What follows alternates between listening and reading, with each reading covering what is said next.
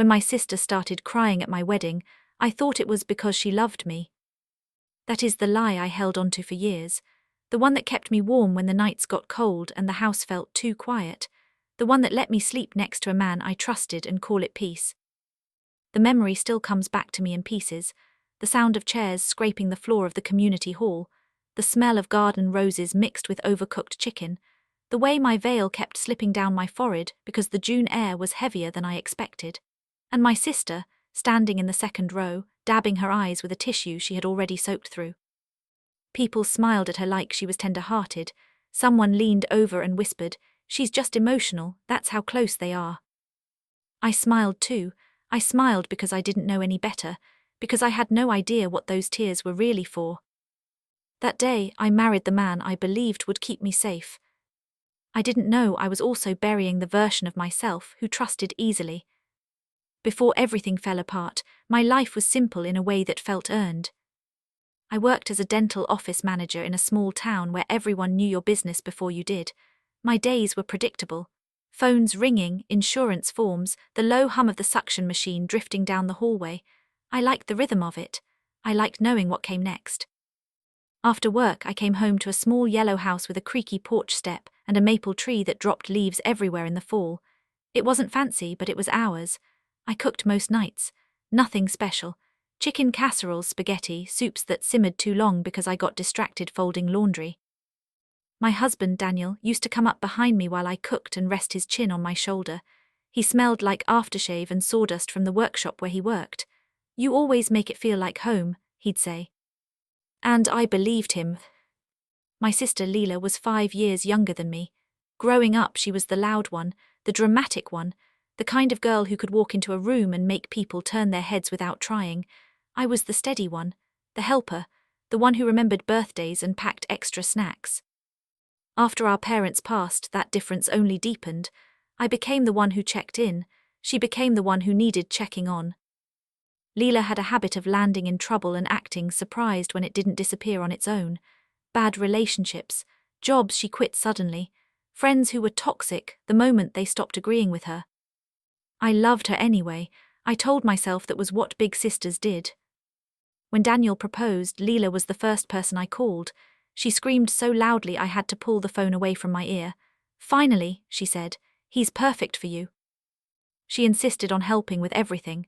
Dress shopping, centerpieces, seating charts. She had opinions about things I didn't even know mattered. Napkin colors, font styles, the order of the speeches. I let her. Part of me was grateful. Another part was relieved to hand over control. I trusted her. She was my sister. The morning of the wedding, Leela showed up early, already dressed, hair curled too tightly. She hovered while I got ready, fixing things that didn't need fixing, tugging at my dress, reapplying my lipstick even when it hadn't faded. "You nervous?" she asked, eyes flicking to the mirror. "A little," I said, "mostly excited." She smiled, but it didn't quite reach her eyes. I noticed it then, but I brushed it aside. Weddings make people strange, I told myself. When the music started and the doors opened, I didn't look at Daniel right away. I looked at the floor, at the runner laid out crooked, at my shoes peeking from under the hem of my dress. I took a breath and lifted my head. That's when I saw Leela crying. Not quietly, not politely. Her shoulders shook.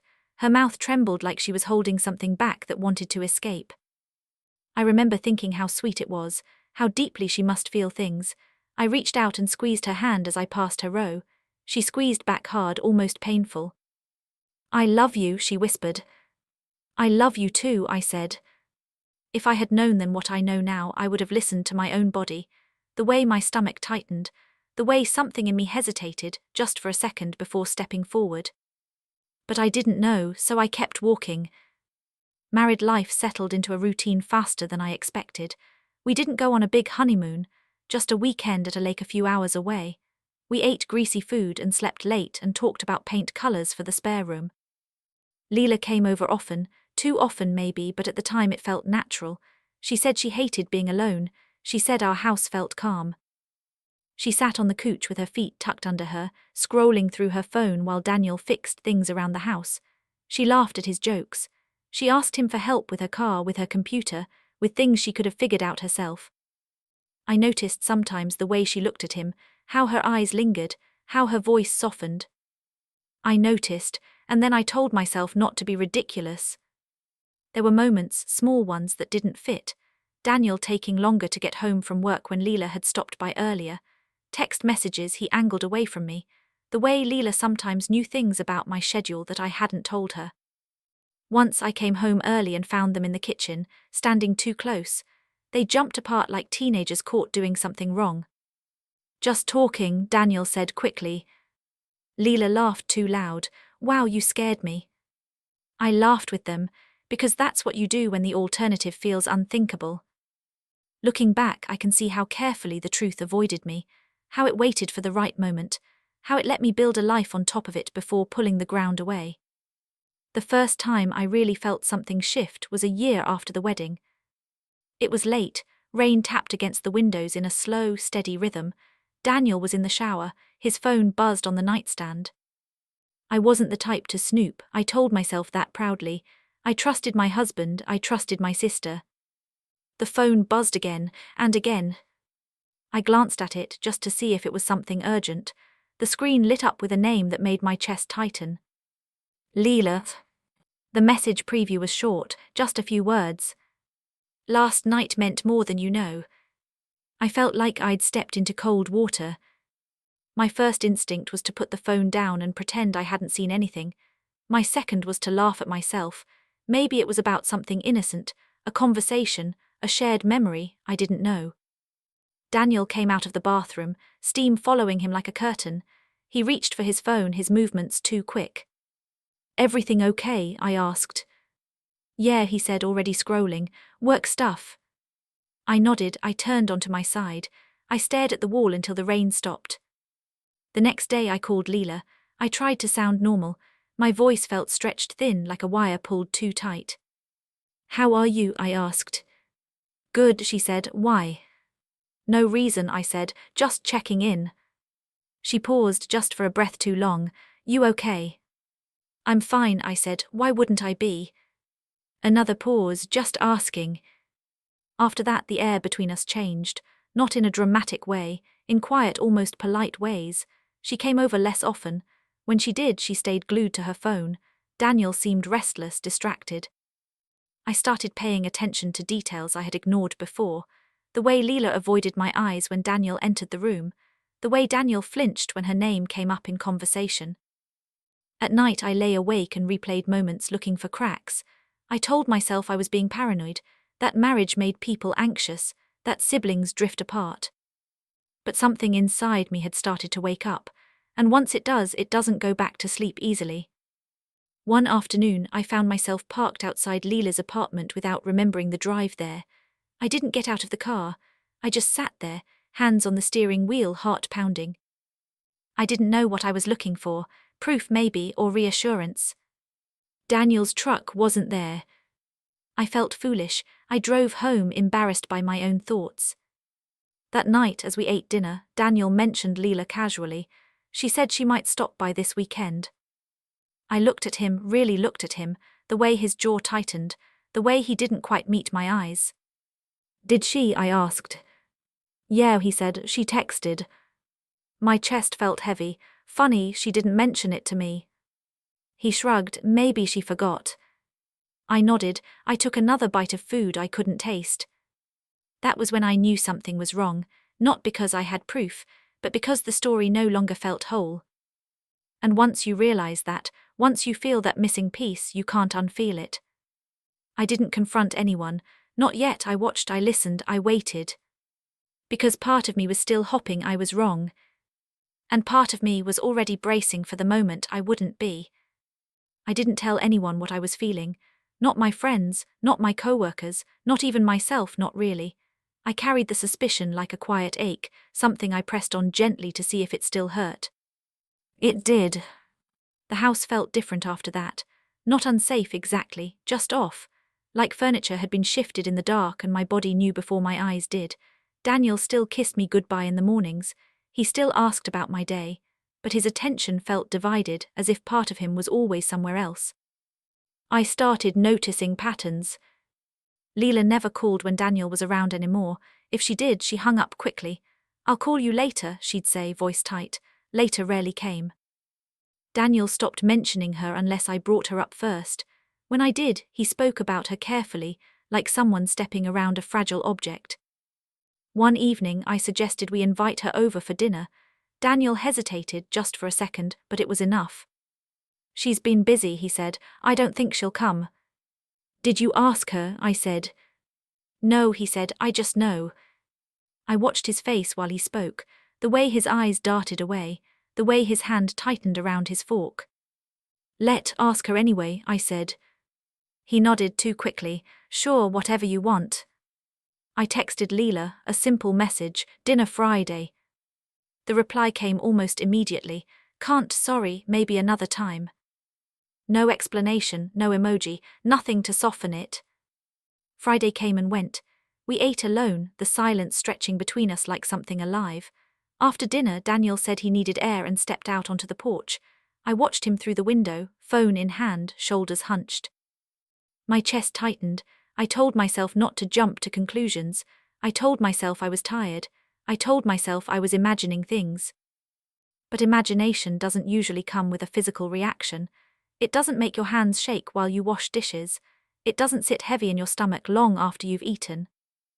The next week, I ran into Leela at the grocery store. She looked startled to see me, like she'd been caught somewhere she wasn't supposed to be. Her smile took a moment to find its place. "Hey," she said, "I didn't know you shopped here." "I always do," I said. "Same days, same times." "Oh," she said, "right." We stood there awkwardly, carts between us like a barrier. I noticed she looked tired, dark circles under her eyes, her hair pulled back hastily. "How are you?" I asked. "Fine," she said, too fast, "just busy." "With what?" I asked gently. She shrugged, "Life." I nodded. I glanced at her cart. Wine, frozen dinners, things for one. "Daniel says hi," I said, watching her carefully. She flinched, just a small movement but unmistakable. "Oh," she said, "tell him hi." There was a beat, a long one. "I miss you," I said. It slipped out before I could stop it. Her eyes filled instantly, not slowly, not politely. They filled like a cup tipped too far. "I know," she said, voice cracking. "I've been meaning to call." "Then call," I said. "I'm still here." She nodded, biting her lip. "I know." We parted without hugging, without touching. As I walked away, I felt something settle in me, not clarity but confirmation. That night, I lay in bed beside Daniel and listened to his breathing. I wondered how long he'd been lying awake like this, listening to mine. I wondered when we stopped being on the same side of things. A few days later, Daniel told me he had to work late. He said it casually, like it was nothing new, but it was. He'd always told me in advance before. I nodded, "Okay." I watched him leave. I waited 10 minutes, then I grabbed my keys. I didn't have a plan. I told myself I was just going for a drive, clearing my head. I found myself turning toward Leela's apartment again. This time, Daniel's truck was there. It was parked crooked, like it had been rushed. My hands went numb on the steering wheel. My heart beat so loudly I wondered if anyone outside could hear it. I didn't get out of the car. I couldn't.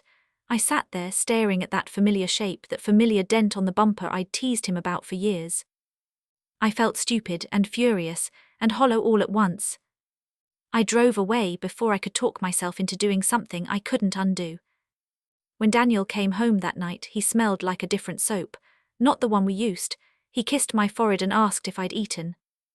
I waited, I said. "Oh," he said, "I'm sorry, I should have texted."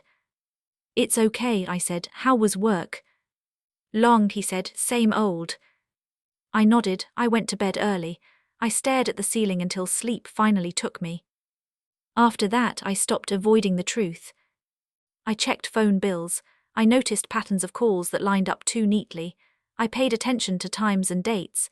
I didn't hack into anything. I didn't break any locks, I just watched. And the more I watched, the less room there was for doubt. The hardest part wasn't the betrayal. It was the way they treated me, like I was fragile, like I couldn't handle the truth they'd already decided to live with. One afternoon, Leela showed up at the house unannounced. Daniel wasn't home. She stood in the doorway, twisting her hands together. I need to talk to you, she said. I stepped aside. Come in. She didn't sit. She paced the living room like a trapped animal. I don't want you to get the wrong idea, she said. I crossed my arms. About what? She stopped. She looked at me, really looked at me. Her eyes were wet already. About Daniel, she said. There it was, finally said out loud. What about him? I asked. She swallowed. He's been helping me. I've been in a bad place. I know, I said. You're always in a bad place. She flinched. That's not fair. Then explain, I said quietly. She opened her mouth, closed it, shook her head. It's not what you think. I almost laughed, almost. Then tell me what it is, I said. She started crying, full sobs now, hands over her face, the same kind of crying she'd done at my wedding. I didn't mean for it to happen, she said between breaths. The room went very still. What didn't you mean? I asked. She dropped her hands, looked at me with a mixture of shame and relief. I never wanted to hurt you. I felt something in me go quiet, not numb, focused. How long? I asked. She hesitated. Since before the wedding.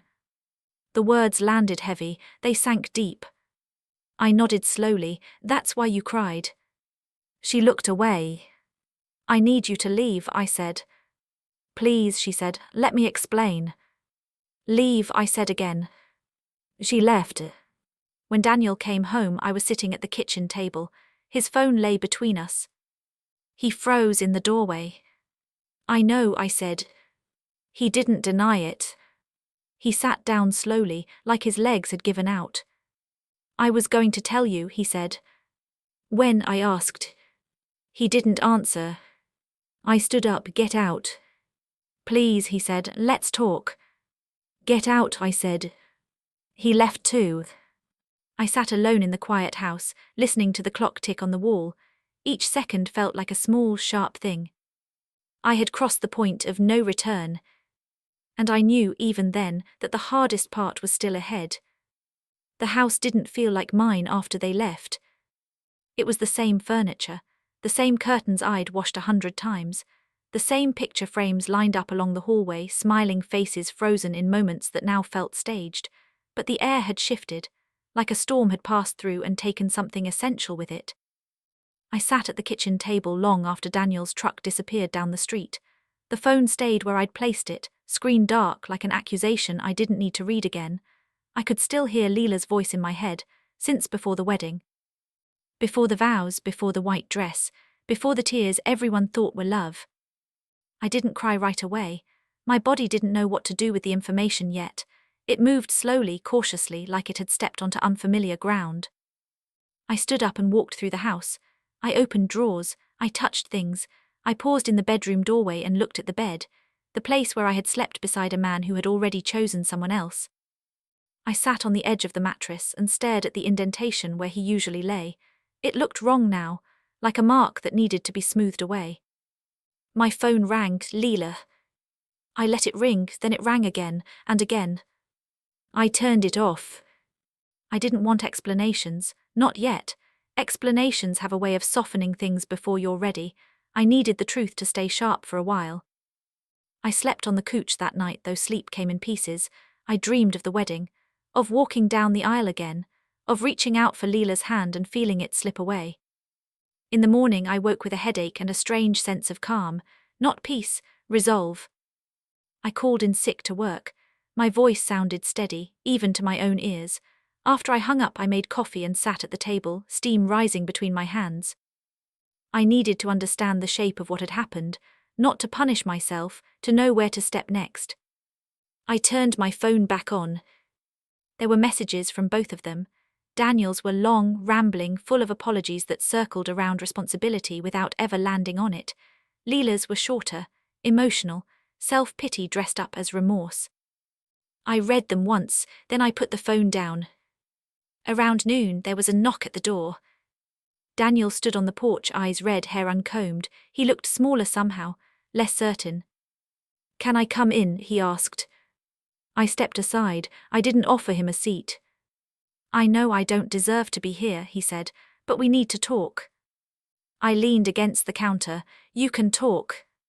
He took a breath. It wasn't planned, it just happened. That's what people say when they don't want to admit they made choices, I said. He flinched. I love you. I don't doubt that, I said, but love didn't stop you.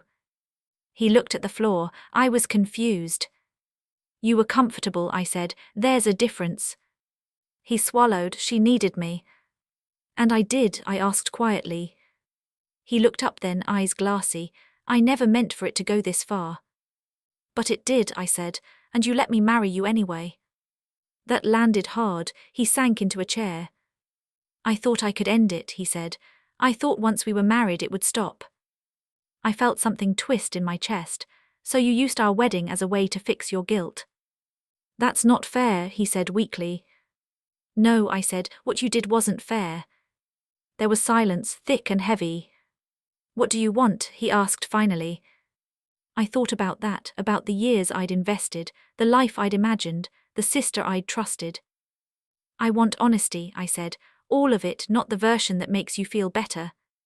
He nodded slowly. Okay. And so he told me. He told me how it started, late nights helping Leela with small things, conversations that got personal, lines crossed quietly, how they both told themselves it was temporary, how it became a secret they shared, something that made them feel chosen. She said you were strong, he said, that you didn't need as much.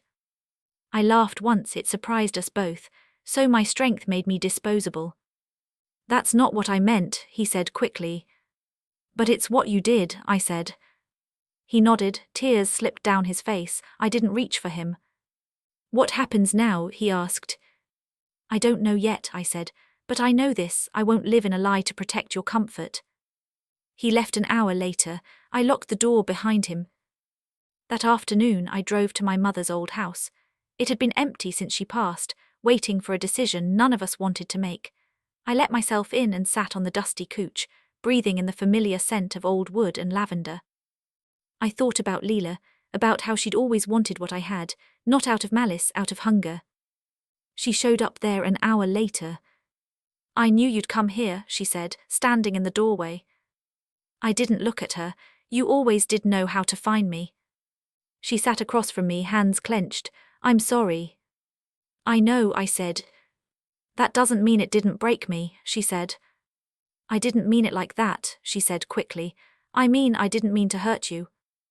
I believe you, I said, and that might be the saddest part. She cried again, quieter this time, more contained. I felt invisible, she said. You had everything, the job, the house, him. And instead of building your own life, I said, you took mine apart. She shook her head. I didn't take him from you, he came willingly. That's true, I said, and I'll hold him accountable, but you were still my sister. She reached for my hand. I pulled away. I can't fix this for you, I said, and I won't pretend it didn't happen. She nodded, wiping her face. I understand. I wasn't sure she did, but I was done explaining. When she left, I stayed in that quiet house until the sun dipped low. I felt emptied out, but beneath that emptiness was something solid. Clarity. I went home and packed a bag, just essentials, clothes, documents, the things that mattered. I didn't know where I was going yet, but I knew I couldn't stay. As I zipped the bag closed, I glanced at the wedding photo on the dresser. Leela's face was visible in the background, eyes red, expression unreadable. I turned the frame face down. Some truths don't need to be on display to be remembered. I stayed with a friend for the first week, not because I couldn't afford a hotel, but because I needed to be somewhere that still felt anchored to the version of myself that existed before everything broke open. Her house smelled like lemon cleaner and coffee, ordinary things, things that reminded me the world hadn't ended, even if my marriage had. I didn't tell her everything at first, just enough to explain why I needed a place to land. She didn't press. She made soup, handed me a towel, showed me where the spare blankets were kept. Sometimes kindness looks like not asking questions. At night, when the house went quiet, my mind did not. I replayed moments I had once trusted. Leela sitting on my couch, legs tucked beneath her. Daniel laughing at something she said, his eyes lingering a second too long. The wedding day, her tears, my smile. Anger came in waves, but it wasn't wild or loud. It was steady, focused, the kind that clears your vision instead of clouding it. By the third day, Daniel stopped texting apologies and started asking questions. Can we talk about logistics? What are you planning to do? Are you telling anyone? That last one stuck with me. Not because I wanted revenge, but because I realized how invested they both were in keeping the truth contained, controlled, like a spill they hoped to blot up before it spread. I didn't respond. Instead, I made a list. It sounds cold when I say it now, but it was the only way I knew how to move forward. I listed practical things, bank accounts, bills, the mortgage, things I had ignored because I trusted someone else to hold them steady. Trust is expensive. I had paid for it with my comfort. I met with a lawyer the following week, a woman with silver hair and a calm voice who didn't flinch when I told her what had happened. It's more common than you think, she said gently. I nodded, I know. She asked me what I wanted, not what I deserved, not what would look fair from the outside, what I wanted. I want out, I said, and I want my life back. She smiled just slightly. That's a good place to start. The process was slower than I expected. Paperwork always is, but each form I filled out felt like a small reclaiming. Each signature was a reminder that I still had agency. Daniel didn't fight me, not really. Guilt makes people agreeable, at least at first. He signed where he was told. He avoided my eyes when we crossed paths. Leela stayed quiet, too quiet. Until she didn't. One afternoon, she showed up at my workplace. I was in the middle of scheduling appointments when I saw her reflection in the glass door. My chest tightened, but I didn't move. She waited until my lunch break, sat across from me at a small cafe down the street, hands wrapped around a cup she wasn't drinking from. I didn't mean for it to end like this, she said. I know, I replied. That doesn't mean I wanted you to lose everything, she said. I looked at her then, really looked. I didn't lose everything. She frowned. Your marriage was already gone, I said. I just hadn't been told yet. She pressed her lips together. He says you're being cold. I almost smiled. I'm being clear. There was a difference she'd never quite learned to respect. What do you want from me? I asked. She hesitated. I want us to be okay again. I took a slow breath. That version of us doesn't exist anymore. She reached across the table. I pulled my hand back. I love you, she said. I believe you, I said, but love doesn't undo harm. She cried quietly, not like at the wedding. This time there was no audience. I don't know how to live with this, she whispered. That's something you'll have to learn, I said, without me guiding you through it. That was the moment I realized something important. I had spent most of my life absorbing other people's messes, cleaning them up, making them manageable. This time I refused. When she left, I finished my lunch alone. The food tasted better than I expected. The truth didn't stay private for long. Someone always talks. A friend notices an absence. A story gets told sideways. By the time my aunt called to check in, I knew the version circulating was incomplete. I didn't rush to correct it. I didn't defend myself. I didn't explain. But when people asked me directly, I told the truth, calmly, without decoration. My husband was having an affair with my sister, I said. I chose to leave. Some people gasped, some shook their heads, some went very quiet. No one asked follow-up questions. The weight of that truth did the work for me. Daniel's family reached out eventually. His mother cried on the phone, apologizing as if this was something she could fix with enough remorse. I listened. I thanked her. I told her I didn't blame her. I just need space, I said. She understood, or at least she accepted it. The hardest conversation was with myself. There were moments late at night when doubt crept in, when I wondered if I should have fought harder, if forgiveness might have been easier than rebuilding. But then I remembered the look on Daniel's face when he said he thought marriage would fix his affair, the way Leela cried more for herself than for me. And the doubt faded. I moved back into my house once the paperwork was underway. Daniel had taken most of his things.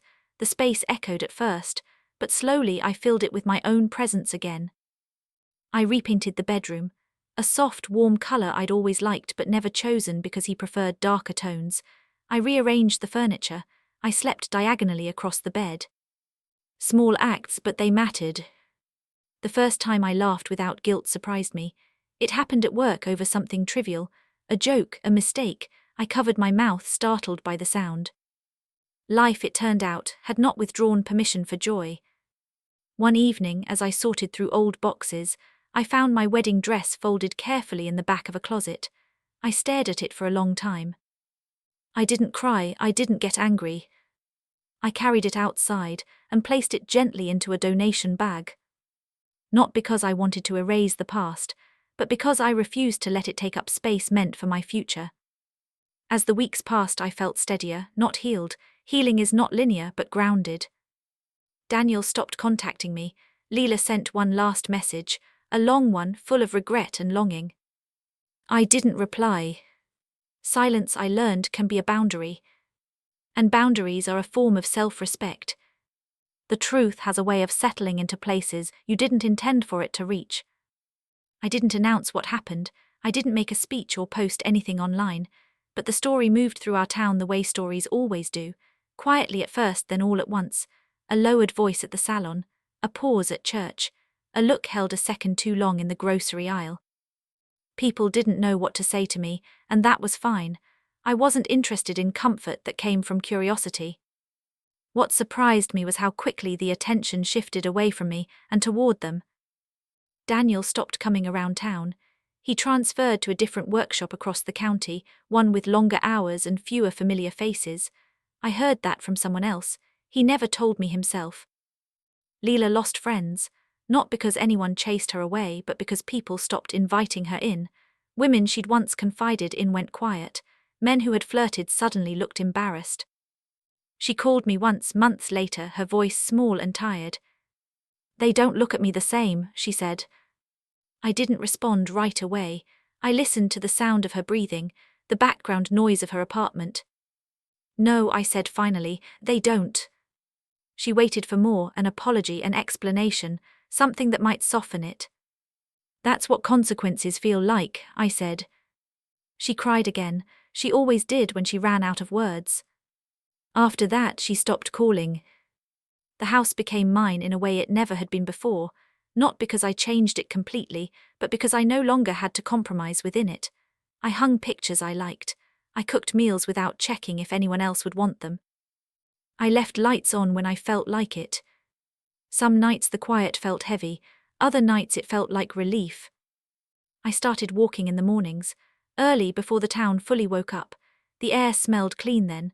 The streets were empty enough to let my thoughts stretch out without bumping into anyone else's expectations. I thought a lot about my sister during those walks, about how easily love had turned into entitlement for her, about how my role as the steady one had taught her that I would always absorb the impact. I realized something uncomfortable. I had trained people to expect my silence. That didn't mean what happened was my fault, but it did mean I needed to change how I showed up in my own life. At work, I spoke up more. I said no without apology.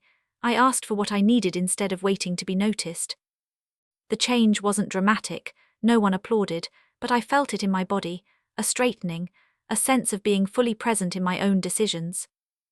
One evening, I ran into Daniel unexpectedly. I was at the hardware store comparing paint samples. I heard his voice before I saw him, familiar, softer than I remembered. He looked surprised, then relieved, then unsure. "Hey," he said. "Hey," I replied. We stood there, surrounded by shelves of things meant to fix other things.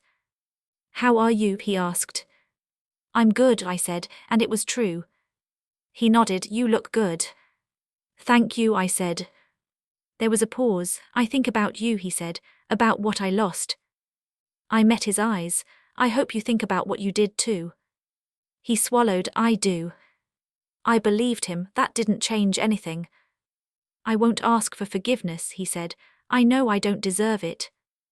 I appreciated that more than any apology he'd ever given me. "I don't need you to be the villain in my story," I said, "but you can't be part of it anymore."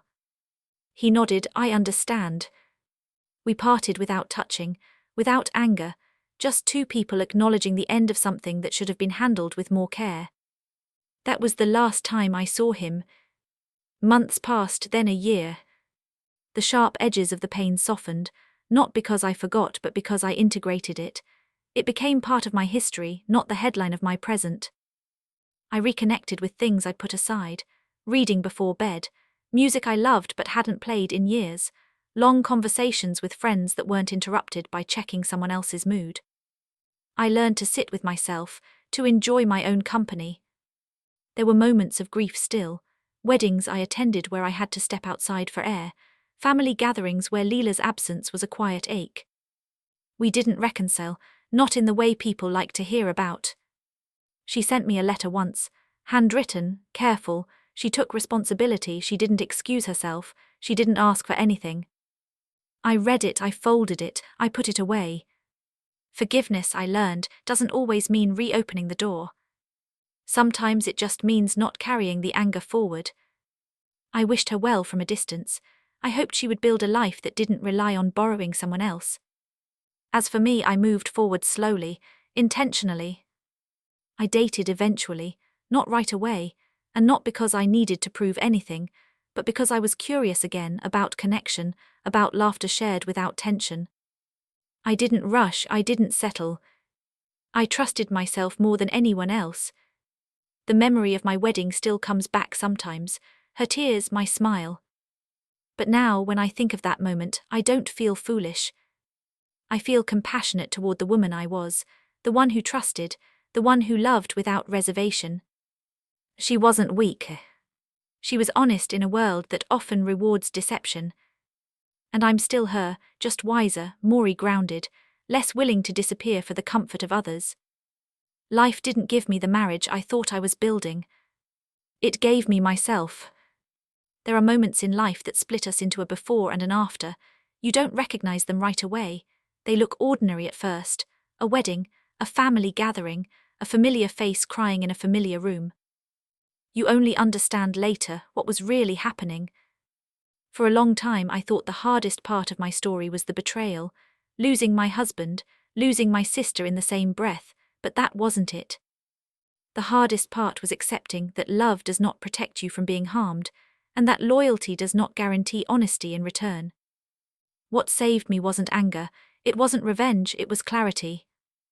I learned that you can love people deeply and still walk away when they cross a line that changes everything.